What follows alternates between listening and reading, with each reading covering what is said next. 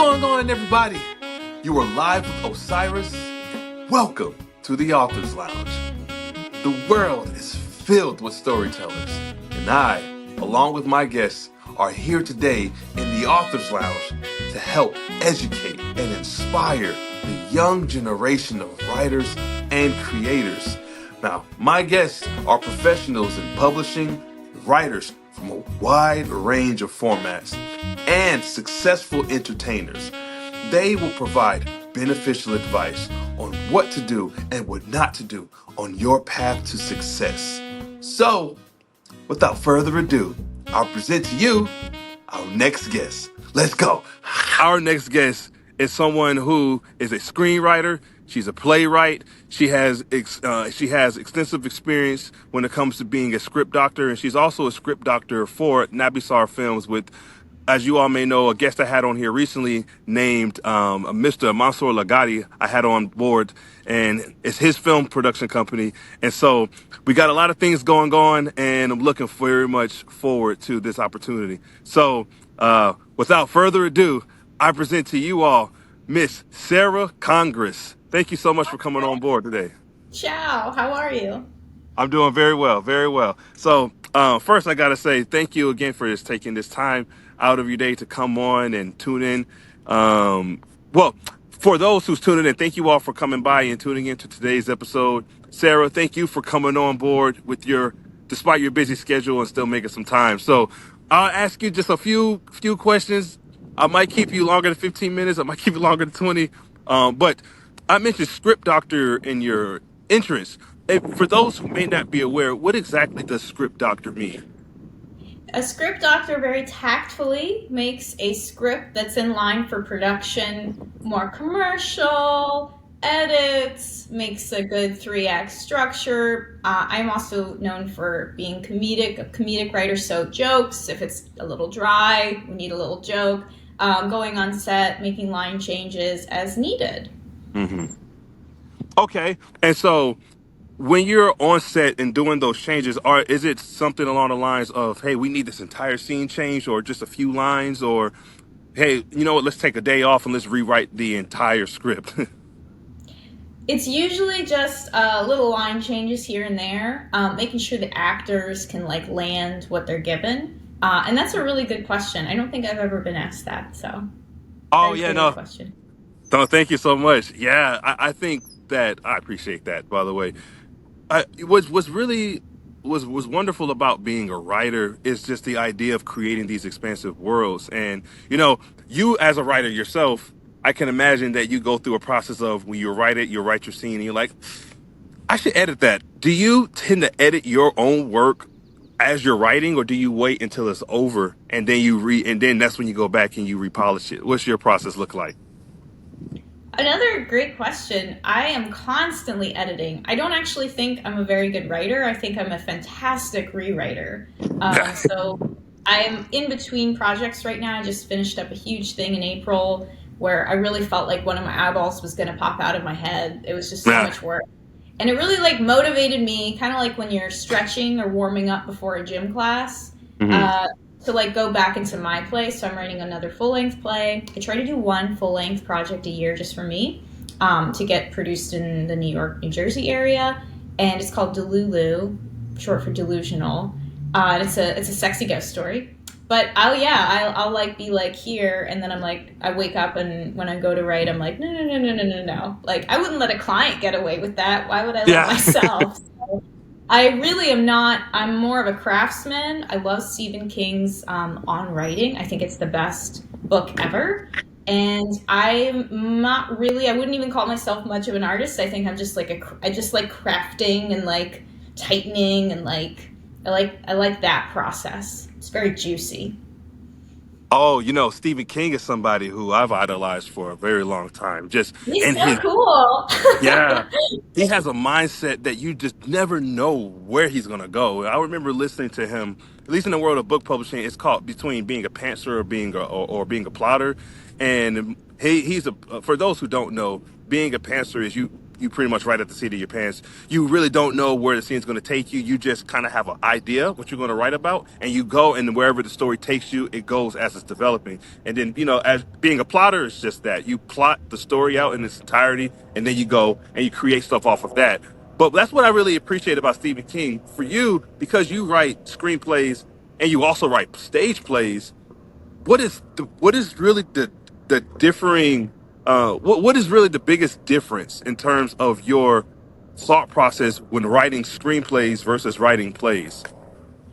Plays are so about noise. It's like what's not said is just as important. Like the silences, Mm-hmm. what's not said is as important as what is said. And it's, to me, it's the easiest. I'm very musical, and I find it to be like the beats I really get, like they're really juicy.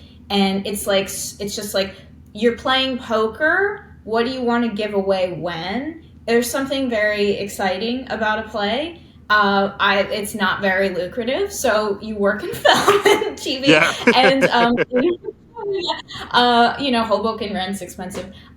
So in a screenplay, usually it's not my thing. It's like somebody else that comes to me that says, I need a scene set in a basement, and I need different scenes in the basement. And so I use my training as a playwright, and it's much more visual. But again, when I'm working in film and TV, it's what somebody else needs. So I'm listening. I'm kind of being a therapist. I'm like, what do you need, producer? Like, how can I help you? How about this? You don't like that layout design? How about this? So my work in film is always for other creatives that are super intelligent, know what they want. I mean, this past April, she knew exactly what she wanted, and it was my pleasure to help her get what was in her head into the film. And it's always fun to be on set and see what happens and to help out as needed with line changes if the actors, it's just not working. So yeah, did that answer your question? Oh no, it did in great detail. So my follow up question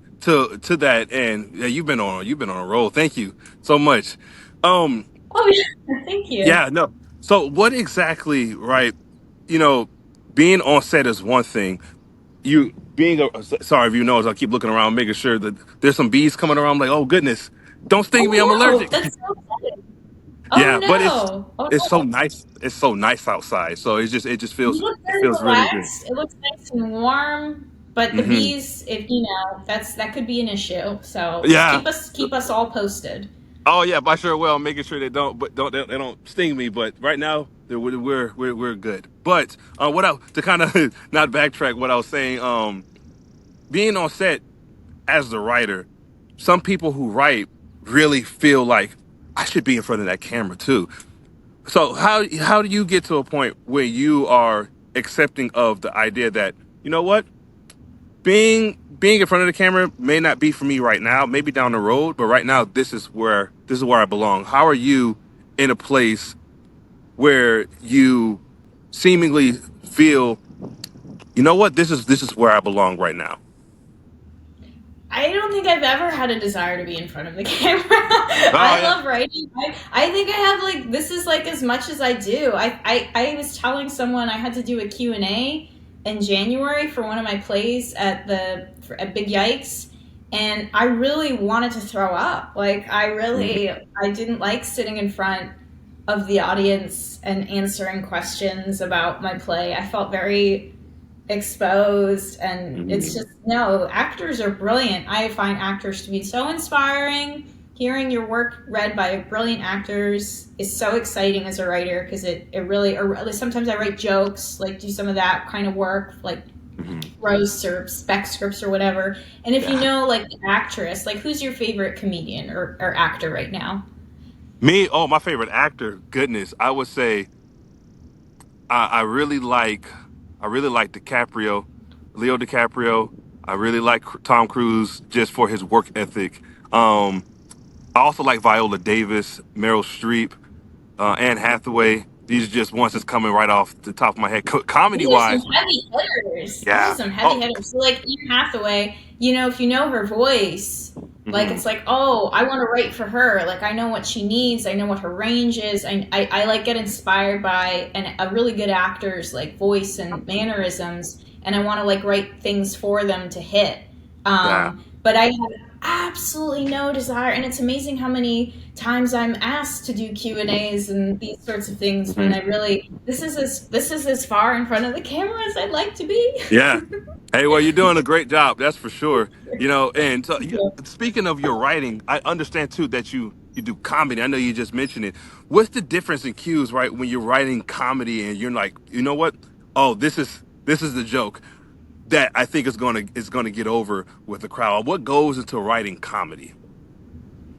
I think comedy. I actually just taught a workshop at the Hoboken Museum called "Anything Can Be Funny," and the thesis that I presented was that anything can be funny. It's like kind of the just paying attention and being mindful to like the day to day. Like you made a great joke earlier. You're filming your podcast, but you're outside and there's bees. Like that's like that could be a potentially very funny and dangerous situation. And like the stakes are a little high for you right now. Like, will the bee find him? Is he Hmm. safe?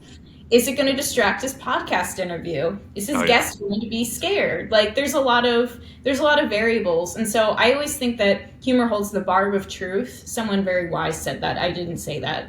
I Oh just, yeah. but it does, and so I have students write like the most boring scene or like write about a day in an economy airport, like a really bad airline, like just funny things. And I find my experience in the industry so far mostly hilarious. Like the Hmm. it's always like just slightly odd. Like there's always something like, oh, we want you to, can you send a spec for this show? And it's like, oh, that's awesome. Yeah, the ratings are really down, so we thought of you. And it's like always a backhanded like compliment, but I find it Yeah. quirky and endearing. Hmm. And I don't really take myself that seriously. I'm Yeah, from that's the good. Jersey Shore. We have the ocean. There's always the ocean, you know. Uh-huh. We'll be fine as long as we have the ocean. So Yeah. Oh, good old Jersey Shore. You can't say that without me thinking about the reality show. I know I know I sound so stereotypical when I'm like, it's not that bad. Yeah. But Now, I'm like, totally, totally a Jersey Shore girl for sure. yeah. Sure. Do Get you? it? Sure. Yeah, for sure. Yeah, I see what you did there. Get Do it? you? Okay. Do you all? Now, given where you're located, right, being so close to Broadway, have you had any sort of aspirations or made any sort of work that's made it to Broadway or even off Broadway, or is that not something in your horizon right now?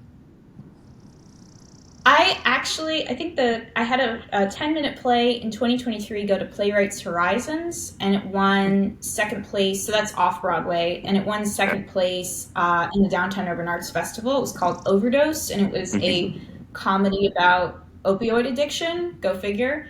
Yeah, so I did that, and then this year I had the play reading up in Inwood, which that was a good time. And then I worked a lot with the Theater of Ukraine, and I wrote a 10-minute play for them called Curfew, Hmm. and that was an amazing experience because again I'm a comedy writer, and I was writing about the saddest thing in the world, but trying to bring a little warmth and humor so that Yeah. the panel, I wrote it for, not for me, not for an audience in New York. I kind of wrote it for the panel of actors and producers I'd had so many Zooms with that were in Mhm. Ukraine in this like terrible, terrible situation. And Yeah.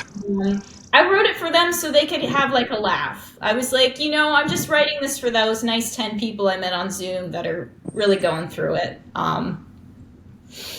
I think that's a sincere place to write from too. When you're doing it for a cause, and not to Yeah. say that people who write don't do their writing for a cause, but when you have a specific cause that you're writing for, it can make the material so much better. And I couldn't help but laugh throughout the time. I've been trying to keep my composure. You're freaking funny.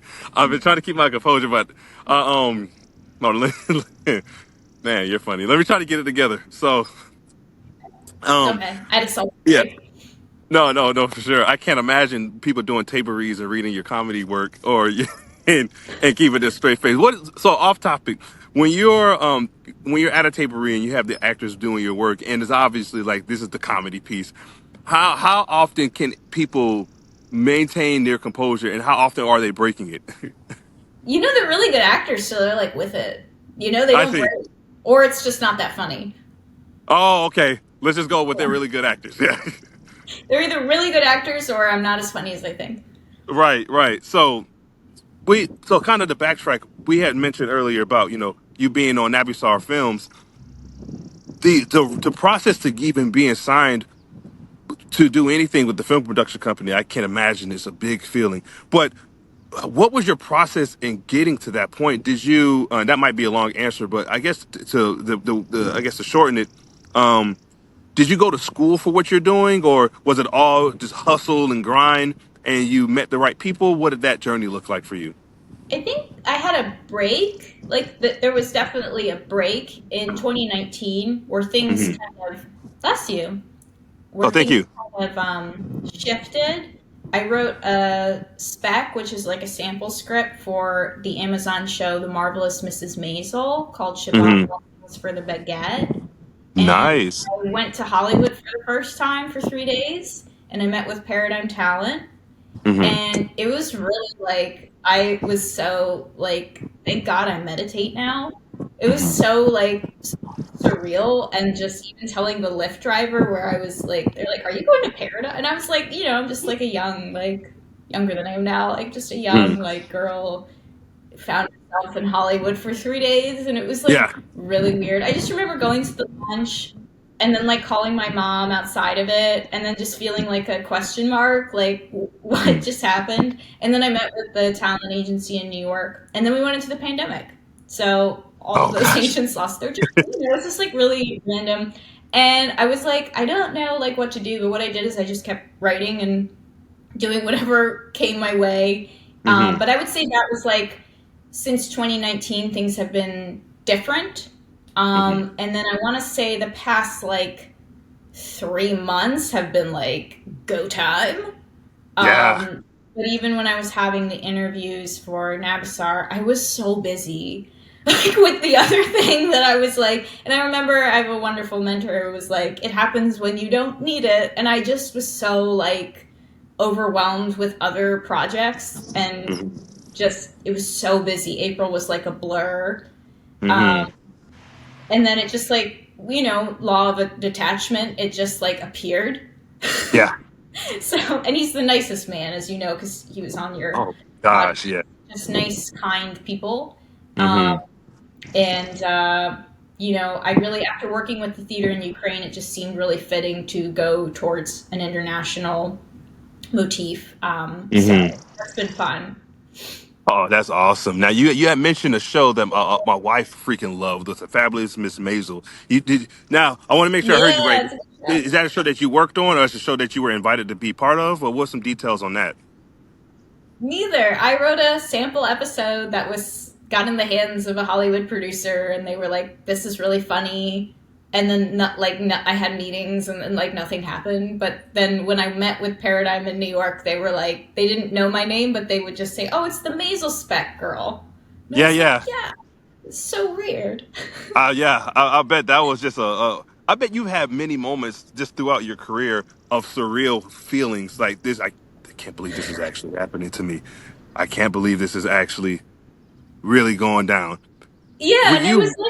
it was like nothing really happened, but it was like Yeah, almost. And then they were like, "Oh, yeah, it's amazing, it's great, it's great." And then I just like never heard from these people again. yeah, It was like very, it was like very, if that like it really, my abandonment wound. I was like, what? Like, yeah. what was that? But it was great. It was great training, Hmm. and it was great training. No, that's I have awesome. different agents now. Yeah. These things No, for happen. sure. It's just the ebbs and flows of life. You have to have the tenacity too to keep going and really not take stuff personal, or even if even if the person does take it personal, maybe get into a point to where they realize I shouldn't take it so personal, like if when it's my time, but you didn't just sit around and wait, you kept going and going and going. And that seems to be the case just with the success that you have, and I'm sure continued success that's going to follow you down the road. What's a vision of yours that you have, if some people may not have an end goal; they just have an idea of, I just want to make. I just want to make movies. I just want to make stage plays. I just want to continue telling stories. What's your overall vision for your work? Have you ever seen The Shawshank Redemption, the movie? Oh yeah. Oh yes. My wife introduced that to me. Freaking love that movie. It's I feel like my career has been like Andy Dufresne when he gets Hmm. the books from the library after asking for books for like Hmm. 2 years. And Yeah. then they send him some books, and he's like, now I'm going to write 2 letters a week instead. Right. Like, Hmm. I feel like that's where it's just like, I knew the door opened a tiny bit in 2019, so I was like, let me just double down. Like, Hmm. just like, but I just like working. I don't really, and I've been in meetings where people are like, you should have a goal and a vision. It's like I know that that's not how life works. It's like Right. it's and again, this could be my hippie Jersey Shore Italian like life that I just live. But I'm like, things that come and go. Like Right. I'm just all you can do is go with the flow. The only thing I'm in control of is I can write every day. But opportunities just come in the strangest form at the oddest time, and I just Hmm. like to I have my projects, my plays that are like I have control over, that I write, that I love, that I live to write, and now a little bit of fiction too, which has been a lot of fun. I wrote Hmm. some short horror plays that got published. I love vampire fiction. Yeah. That was Same. fun. And then the TV film is like work. It's like I'm working for someone. I am being told what they need, and I feel more like almost a therapist where I'm like, what does everyone need? How can I Hmm. be of service? How can I help? What needs to be done with the script? Like, and just kind of going to the producer and being like, how can I be of service? So it's a very egoless, and I'm just offering my services as a script doctor. How can Hmm. do you want a little humor here? Do you want a moment with them? Do you want a hook at the beginning? It's very different, but I have to write my own plays. Otherwise, I wouldn't be able to give of myself and not have an ego in the film and TV. No, for sure. I think what's real poignant about what you're talking about, right, is the the ability to give. The ability to just be so selfless, in a business where many are selfish and make it about themselves. Even when it comes to a story, you might have circumstances where there may be, whether they're the producers or the actors or whomever, say, I want this story, but I want it completely rewritten. It doesn't make me as the star of this story look good. I want it completely changed. I follow Quentin Tarantino, and Quentin Tarantino is very much a guy who is about his story. And I can't remember. He didn't say the actor's name specifically, but it was in Django, and he was talking about. I don't want to misquote him, but Quentin was just was referencing about one of the actors wanted some different attributes or something different to the characters that would make them themselves as the actor be viewed differently within the story versus what was actually delivered as a final result. And I'm sure that happens all the time. People go and they want certain people come, or different actors come and they want things changed. So I love the idea that you're saying about, hey, how can I help you? What can I be? How can I be of service? What do you want changed? Hey, I'll change it. Hey, if it doesn't meet your requirements, then let's continue to work together. So I think that's huge of you. And also, you had mentioned about giving yourself, writing those theatrical plays, giving yourself up, because you give so much of yourself up within the business of film, of helping out, that you need something for yourself. Now, the books you had mentioned about the fiction, I got to talk to you about that. Just now the author side of me is coming out, and really interested about your work. Do you have um, an idea of when you are going to publish that? If it's not already published, I'm looking for some details on that one. I actually had one of my short plays is going to be. I turned it into flash fiction. I was asked by an editor who does Gargoyle magazine, which is like a DC literary magazine, and I turned it really quickly into flash fiction for Hmm. his anthology this summer. But I said, like, I don't know much about fiction. I love fiction. I read tons of it, but I was like, whatever, like you want to change, and he made a couple changes, but so that's going to get published. And then yeah, I do love writing vampire things. like way too much. And I have one of my like short. I wrote like a short scene that was published in a horror anthology. Mhm. And so I like dabbling in like the I'm like I don't know, a lot of playwrights and screenwriters were like, oh, like real writers, like writers that have Yeah. like literary agents and like get published and things. Like, you know, we Hmm. kind of like totally glamorize and idolize like, oh, you a real writer, like like in Moulin Rouge when she's like a real actress, not just like a Hmm. Yep. like I feel like a showgirl. I'm like, oh, Yeah. like a real actress. So we all have our insecurities, but yeah, no, this will be Mhm. my first time fiction being published. Which it was really nice to be asked, and I really was like, I don't know what this is, so please make any edits that you want, so it's reputable in Hmm. your anthology. Yeah. Which what is really just when you think about what you write and the different formats that you write, and the common denominator is that you just write all around. It has to be such a therapeutic feeling to be able to do so. And just for me as a writer, I enjoy just the process of it and getting really creative and trying to figure out creative ways of putting it on paper, everything that's in your head, and somehow trying to make it translate on paper so that that image can come out. Now, but for you, when it comes to just the writing process, is there a particular time during the day that you are at your most peak when it comes to your performance? Like, do you do it? Do you wake up first thing in the morning and you say, "Let's go, I'm game time," or are you more of the midday type of an individual, or in the evening, or what's that look like for you? That's a really good question again. And it's like a really long, strange answer of like, I like to meditate. I use the Calm app, and then I like to do a little yoga, and then I like to go to a gym class. Like I go to the Crunch in Hoboken. I like to take like this morning I like took a class, and then I come home and I make like a little collagen like green like watery thing, Hmm. and then I like to, before I look at, I quote, billable work, any of my different email accounts that I have to log into to look Yeah. at like, billable work, I like to pull out my thing and write my thing. So today it was like 45 minutes of Delulu and just like, yeah.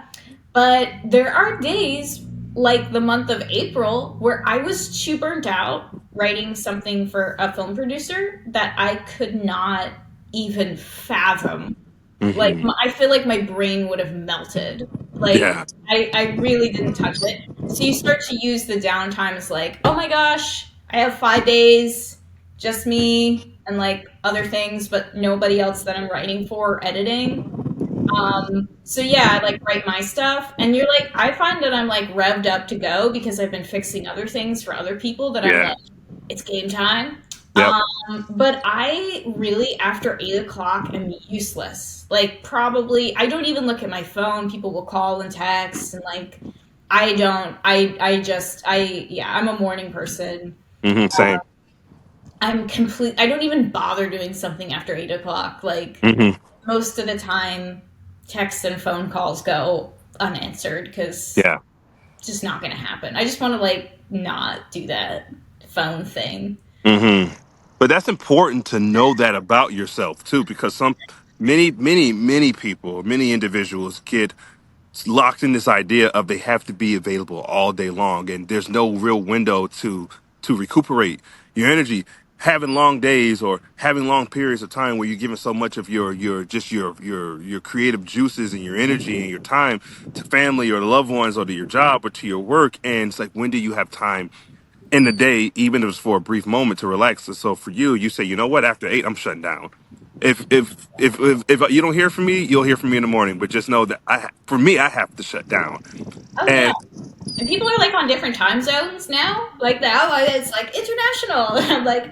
oh, it's like 9 a.m. there, and or I have a client in Europe, and it's like in the United Kingdom, or when I was dealing with Ukraine, it's like we're up. Hmm. It's like I'm not up. Like, Yeah. but I do think like I can do about 6 hours of hardcore like writing for someone else or editing for someone else, and then I want to say my brain turns to jelly. Yeah. And I just will be like, no, I'm unavailable. And that could mean I'm getting a massage, I'm getting a manicure, I'm going to like at 5 o'clock today, I'm going to acupuncture. It's like these are things that I have to do to be able to perform at a certain level and go around and travel and stuff. Exactly. That part right there. If there's anything for people to take away from what you're saying is take time for yourself. Now, the last question I'll ask you before I let you go is Yeah. I generally like to ask this question to the guests that come on is any advice that you would like to offer for a writer or creator coming into their particular business that requires that skill set? What's some advice you have for them of just getting started? I think, and I was guilty of this too, just this like always trying, always on, always pushing. And I really want to say that everyone should read like the Tao Te Ching and like use a little like spiritual flow. Like there's Mm, even someone I've been talking to, like, want to go, want a job, want this and that. And it's like, yeah. honestly, it's when I'm like chilled out, doing my thing. Mhm. There's like a balance that I usually get work, but I just think the manic, Gabby Bernstein would say manic manifesting. Mhm. I feel like it's a little bit of detachment. Like when I'm not texting my agent, he'll call. And he always calls when I'm in the CVS or the Acme. Like the most unglamorous thing I could be doing is when my agent calls. I'm always like buying toilet paper or like Yeah, yeah. deodorant. And he's like, "Where are you?" And I'm like, "Oh, I'm just like shopping." Like, Mhm. yes, in Hoboken. Like it's always at the weirdest times that he'll call. Um, and I really feel I always win things when I'm not like paying, like when I forget that I've applied to it, or Mhm. just, my I think one time my mom was like, "Oh, you won like this thing." And I was like, "Cool." Like, it's always like those, or when I'm like chilling at the beach or like reading, or Mhm. really when I'm like on my A game but not paying attention, that's when things flow in. And I think it's really important to enjoy your life. I know this is a crazy concept, but I think it's really important to like have a well-rounded, nice life, because then people will sense your positive energy and want to work with you. That's perfectly said. And I agree with you in every aspect with that. If you are genuinely a kind person, you have good energy, you have an optimistic approach. Obviously, the world isn't always like that, but as long as you can carry some sort of tune where it's good vibes over here, people will rock with that. Oh, we got a big jet going on over here, so never mind that background. Congratulations, it's a C4 over there. So, but okay, so well, I'll have to end it on that note because I don't think they're going to stop. So, and I don't want it to be rude and overshadow you. But that comes with the territory of being outside. You really never know what you're going to get. But I really love what you were saying, and I hope that for those who are tuning in, can really take away the idea of really taking care of yourself. Focus on your goals, focus on your aspirations and whatever it is that you're trying to achieve. But more importantly, really focus on yourself and fuel yourself with things that you enjoy. Because at the end of it all, when it's all said and done, is it going to really truly be worth it if you were just stressing yourself throughout the entire process and not really living a life that you wanted to live? And so, hey, I'll end it on that note. Sarah, thank you so much for Thank coming you on for board. having me. I'm glad no bees were hurt in the making of this podcast. Yes, in the makings of this podcast, thank goodness the bees did not come and sting me because I was certainly paranoid, but it didn't detract from this awesome interview slash conversation. So thank you for coming on board. And My pleasure. yes, ma'am. So, hey, you all, thank you again for tuning in to today's episode. I will be sure to make sure that this episode is available on any streaming platform that you listen to audio based wise, or you can just catch us on YouTube. Or if you know how to get a hold of anyone who's been on this show, just follow them on social media if they have a handle, and we'll get you there. Any closing remarks you have, Sarah, before I let you go? Thank you, and nice to meet everyone virtually. Yes, indeed. You all take care, and we'll catch you next time.